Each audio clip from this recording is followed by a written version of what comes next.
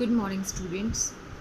कल हमने कुछ जनरल कॉस्ट डिस्कस की थी अपनी कि लागतें क्या होती है, कौन कौन सी लागत होती है। आज हम डिस्कस करेंगे टोटल कॉस्ट, कुल लागत क्या होती है। कुल नाम से ही पता लग रहा है टोटल, कि जितना हमने प्रोडक्शन किया उसमें जो भी हमारी कॉस्ट आई वो सारी की सारी क्या है, हमारी कुल लागत है।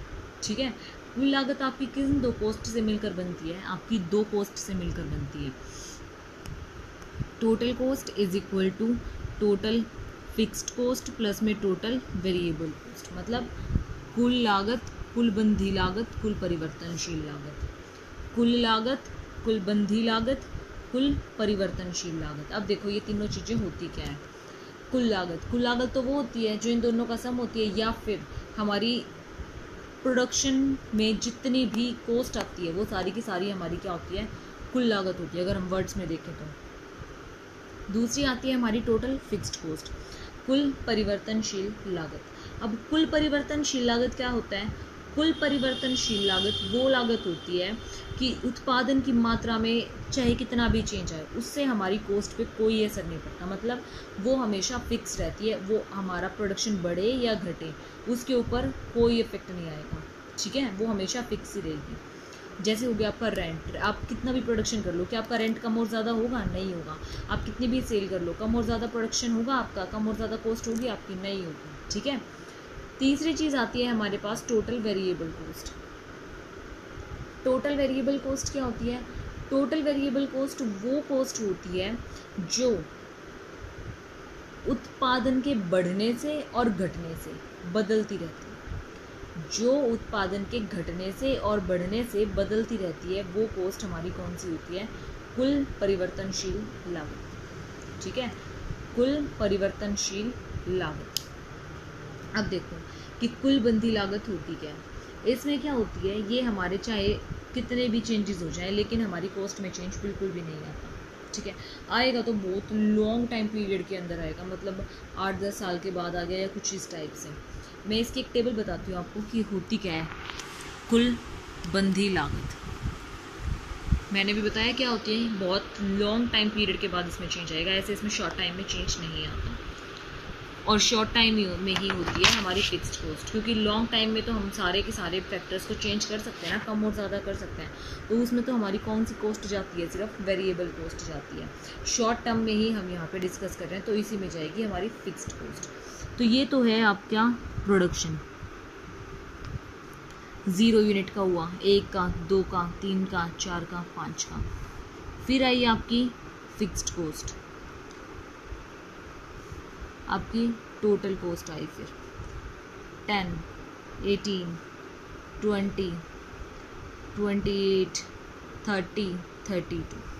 ठीक है, तो अब इसमें फिक्स्ड कॉस्ट क्या होगी? अब देखो क्या हो सकती है फिक्स्ड कॉस्ट। 1 पे 18 है, 2 पे 20 है, 3 पे 28 है, इनसे तो हम निकाल नहीं सकते।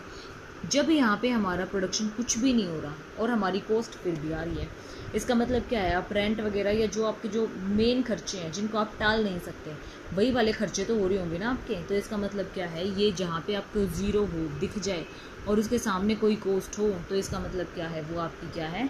फिक्स्ड कॉस्ट है। आई समझ में? तो आपकी सारे एलिमेंट्स के लिए फिक्स्ड कॉस्ट क्या हो जाएगी? यही हो जाएगी। आई समझ में कि फिक्स्ड कॉस्ट क्या होती है। अब फिक्स्ड कॉस्ट का फॉर्मूला देखो, फिक्स्ड कॉस्ट का टोटल फिक्स्ड कॉस्ट इसी फॉर्मूले से निकालो। टीसी आपका क्या है? इस साइड है, अगर हम टीवीसी को उस साइड ले जाएंगे तो क्या हो जाएगा? माइनस का हो जाएगा। तो टीसी माइनस टीवीसी क्या आ जाएगा? आपका टोटल फिक्स्ड कॉस्ट का फॉर्मूला आ जाएगा। ठीक है, आई बात समझ में कि टोटल फिक्स्ड कॉस्ट होती क्या है। अगला आता है हमारे पास टोटल वेरिएबल कॉस्ट।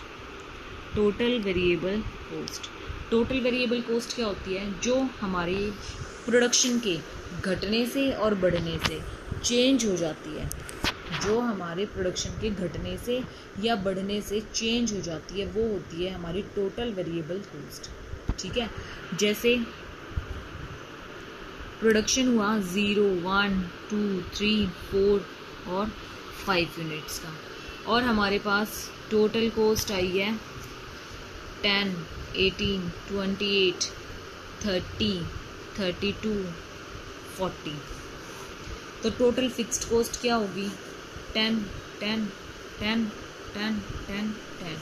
तो टोटल वेरिएबल कॉस्ट क्या बनेगी? जब हमारी टोटल कॉस्ट इन दोनों के मिलने से बनती है तो हमारी वेरिएबल कॉस्ट भी तो इन दोनों के सब्ट्रैक्शन से बन सकती है ना। तो इसकी वेरिएबल कॉस्ट क्या होगी? 0। इसकी क्या होगी? 10। इसकी 18। इसकी क्या होगी? 20। इसकी 22। इसकी क्या होगी? 30। तो ये हमारी क्या हो जाएगी? टोटल वेरिएबल कॉस्ट हो जाएगी। आई समझ में कि टोटल फिक्स्ड कॉस्ट क्या होती है, टोटल वेरिएबल कॉस्ट क्या होती है। अब इनके डायग्राम्स देखो। आपको पता है कि टोटल फिक्स्ड कॉस्ट क्या होती है? बिल्कुल फिक्स होती है। तो ये कैसी जाएगी? बिल्कुल फिक्स्ड जाएगी। टोटल फिक्स्ड कॉस्ट, इसमें कोई भी चेंज नहीं आएगा, ठीक है। टोटल वेरिएबल कॉस्ट आपको पता है कैसी होती है? घटती जाती है धीरे धीरे, और फिर क्या होती है? एक बार तो बढ़ती है, फिर घटती है, और फिर क्या होती है? बढ़ती जाती है। तो ये हमारी कैसी बनेगी? ये हमारी बनेगी इसी पॉइंट से ऐसे, टोटल वेरिएबल कॉस्ट, ठीक है।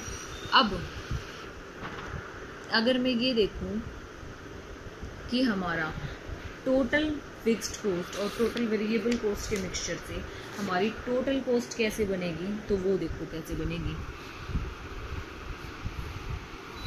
ये हुई आपकी टोटल कॉस्ट, फिक्स्ड कॉस्ट।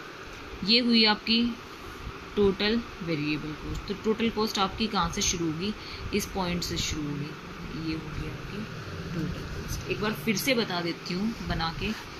ये हुई आपकी टोटल फिक्स्ड कॉस्ट, ये हुई आपकी टोटल वेरिएबल कॉस्ट। तो ये क्या होगी? आपकी टोटल कॉस्ट। आई समझ में?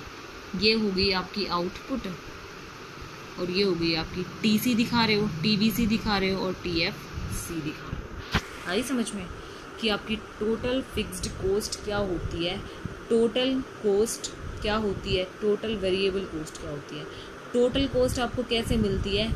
टोटल फिक्स्ड कॉस्ट और टोटल वेरिएबल कॉस्ट, इन दोनों को जब हम मिला देते हैं तो उनके कॉम्बिनेशन से हमें क्या मिलती है? टोटल कॉस्ट मिलती है।